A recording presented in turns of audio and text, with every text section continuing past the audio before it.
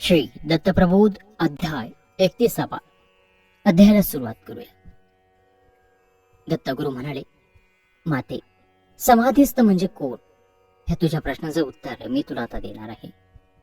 सर्व गुणांचा जो आगर आहे, चातुर्य कला ज्याच्या अंगी वास करते, जो शांत दांत आणि विवेकी आहे, लौकिक गुणांनी जो युक्त आहे, ज्याची कीर्ती पराक्रम शक्ती त्रिखंडात गाजते, जो सतेजपणानं तळबळतो, आढ्यता विसरून वागतो, मनात शांतीचं साम्राज्य नांदवतो, अंतरिज्ञान वैराग्याची पूजा बांधतो, विषय भोगांबद्दल उदास असतो, जो सकळ बीजांचं बीज सकळ तेजांचं तेज होऊन राहतो, त्याच्या सर्व वृत्ती विरलेले असतात, भूक भुकेला विसरतो, तहान तहानेला विसरते, देह घेत्वाचं देह पण विरून जातं, अस्तित्व जाणीव संपुष्टात येते, तो अंतर्निष्ठ अनुरुक्त होतो, आपली थोरवी तो जगाला सांगत नाही, अत्यंत सहिष्णू वृत्तीने तो वापरतो, आपपर भाव मनात न बाळगता जगतो, ज्याला कोणाचीच आठवण राहत नाही, फक्त साक्षीत्व वृत्त आणि स्वानंदाचं साम्राज्य नांदू लागतं, सर्व कर्म अकर्मातीत होतात, सुख दुःख समान असतात, लाभ अलाभ हानी कशाचंच भान राहत नाही, अखंड जागृती आणि निद्रेचा नाश, तो उन्मनी अवस्थेची संगत अशी त्याची स्थिती होते, तो अंतर्बाह्य रंगून जातो, उन्मत्त बाळ पिशाच्यवत व्हायची स्थिती होते, सर्व उपाधी गळून पडतात, आधिव्याधी विरतात आणि सुखानं तो ब्रह्मपदी नाचू लागतो, सर्व व्यापून स्वतंत्र होतो, तोच खरा समाधीस्थ. देव ऋषी यक्ष गंधर्व आणि साऱ्या योनी त्याच्या पायाशी येतात, त्याला वंदन करतात, सदैव ब्रह्मानंदात लीन असणाऱ्या त्या समाधीस्थालाच अवधूत म्हणावे. हे अवधूताहून दुसरं कोणीही थोर नाही, हीच सारी समाधीची लक्षणं आहेत. त्यावर माता अनुसूया म्हणाली, दत्तात्रय, ही समाधी लावता येणं अतिशय अवघड आहे, एका जन्मात साध्य होणारी ही विद्या नाही, अनेक जन्माचं पुण्य त्यासाठी अगोदर पदरात पाहिजे. त्यावरती दत्तात्रय म्हणाले, माते, तू म्हणतेस ते खरं आहे, पण या लाभासाठीच तर सर्वात शेवटी नरदेह हा नेमलेला आहे. सकळ तपाच्या फळी फळल्या म्हणजे हा नरदेह मिळतो, सर्व पाप जळून जे पुण्य उरते ते नरदेहाच्या रूपात जन्माला येते. पण या जन्माचं महात्म्य समजून माया मोह विषयादी सुखांना दूर लोटून लोभ ममता द्वेष माया आदी विकृतींना नष्ट करून ह्या जन्माचं सार्थक व्हायला हवं. हे जाणून जो आयुष्य सार्थकी लावतो तो कुळाचा मातापित्यांचा उद्धार करतो, धन्य होतो व जन्मदात्यांनाही धन्यता देतो. माते, तूही अत्रि ऋषींना गुरु मान आणि सर्वात्मक रसात मग्न हो. मेतूपणाशी बोळवण करून संदेह मायेला निरोप दे.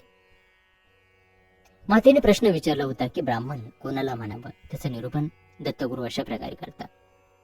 माते, मूळ निराकार असा एक ब्रह्म साकार झाला, त्याला चेतना स्फुरली, ते चैतन्य ब्रह्म झालं, इच्छाशक्तीने त्याला प्रकट केलं, महामाया तत्व आकारास आलं.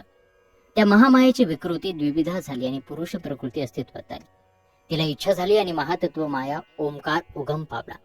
तेथून त्रिमायिक त्रिगुणात्मक विस्तार झाला, त्रिशक्तिक त्रिदेवांचा अवतार झाला, त्रिगुण अहंकाराचं जननही झालं आणि शुद्ध निखिल ब्रह्माशी हे सारे खेळ खेळू लागले आणि त्रिदेवांचे 3 बाळ झाले. हेच ते ब्रह्मा विष्णू आणि महेश, त्यांच्यामुळेच सृष्टीचा उद्भव झाला. सृष्टी व्यवहार अस्तित्वात आले. उद्भव शक्ती ब्रह्माची, पालन शक्ती विष्णूची आणि संहार शक्ती रुद्राची अशी योजना राबवू लागली. ब्रह्मापासून ब्राह्मण झाला आणि सकळ जीवांचं जीवन व्यापून उरला.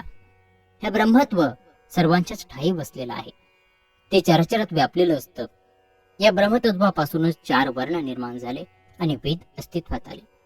वृक्षाचं मूळ एकच, पण फांदी, पान, देठ, फूल, फळ अशी विभिन्न त्याची अंग, पण शेवटी सर्वांतून तो एकच उरलेला म्हणून एक वृक्ष. तसंच ब्रह्माचंही आहे. 4 वेद 4 वर्णाचंही खरं तर मूळ 4 वर्ण होते.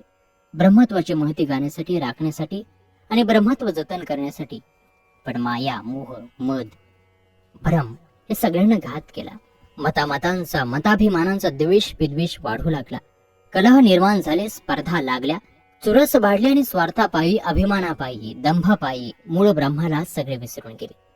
स्वार्थानं अंध बनले, मृगचीड मायेत पडले, विकल्प डोहात गटांगळ्या खाऊ लागले आणि परस्परांना नाडू लागले, नागवू लागले. त्यांचा सारासार विवेक केव्हाच नष्ट झाला होता. जन्म मरणाचा फेरा नशिबी आला होता आणि नरकवास भोगावा लागत होता, पण विवेक वैराग्य बोध मात्र होत नव्हता.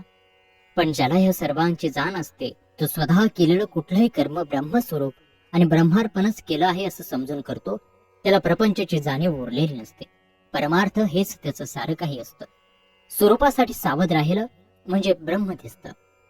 पाण्यावर काही पाणीकिडे गोलगोल फिरतात, खेळतात पण ते पाण्यात कधीच बुडत नाही. पाऊस फक्त पाणी आणतो, आणताना स्वतः चिंब होत नाही. तशी अनासक्त राहण्याची वृत्ती हवी. ओघानं रूप कर्म करण्याची वृत्ती हवी. मी करता आहे, मी भावना सांडायला हवी आणि सारं पाहणारा फक्त तो ब्रह्मा आहे ही भावना हवी. श्रद्धा हवी. पहिले ब्रह्मा, शब्द, नाद, श्रुती ब्रह्म अशी तद्रुपता प्रत्येत येते, तीच स्थिती ब्रह्मैव होय. हे आदी मध्य अंती व्यापून उरलेले ब्रह्म जाणायला श्री सद्गुरुनाथांचीच कृपा हवी. आणि अशा प्रकारे श्री दत्त प्रबोध ग्रंथातील अध्याय 31 या ठिकाणी समाप्त होत आहे. उर्वरित कथासार पाहूयात पुढील 32व्या अध्यायात. तोपर्यंत नमस्कार, धन्यवाद. श्री गुरुदेव दत्त.